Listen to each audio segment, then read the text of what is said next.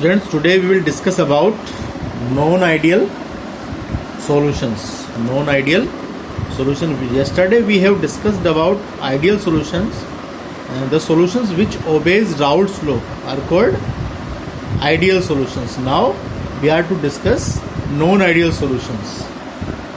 The solutions which do not obey Raoult's law over entire range of concentration. Are called non-ideal solutions. The solutions which do not obey Raoult's law are called non-ideal solution. And yesterday we have studied about properties of ideal solutions.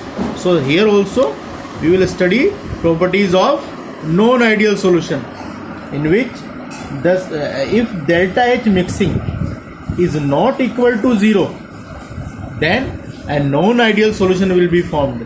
Second, if delta V mixing is not equal to 0, then also a non-ideal solution will be formed. Now, we know that Raoult's law, if we study Raoult's law, it gives vapor pressure of solution. So, if we are studying ideal solution, then vapor pressure calculated by Raoult's law will be equal to vapor pressure of ideal solution. Vapor pressure calculated by Raoult's law will be equal to vapor pressure of ideal solution. But in case of non-ideal solution, now we know that non-ideal solution do not obey Raoult's law. So vapor pressure calculated by Raoult's law will not be equal to vapor pressure of non-ideal solution. Vapor pressure calculated by Raoult's law will not be equal to vapor pressure of non-ideal solution.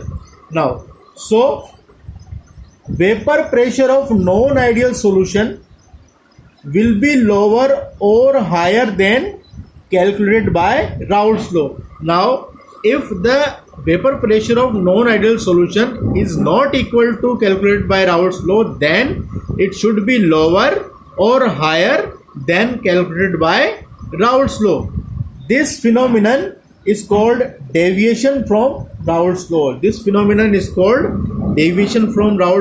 which a non-ideal solution has vapor pressure lower or higher than calculated by Raoult's law. Now, there are two types of deviations. First, positive deviation. And what is positive deviation? If vapor pressure of non-ideal solution is more than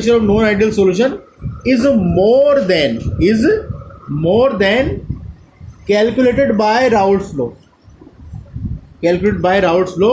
then it is positive deviation. Now, what is negative deviation?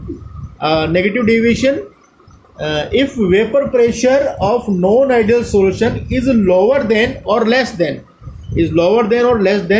calculated by Raoult's law, then it is negative deviation. So, if the vapor pressure of non-ideal solution is more than calculated by Raoult's law, then it is positive deviation.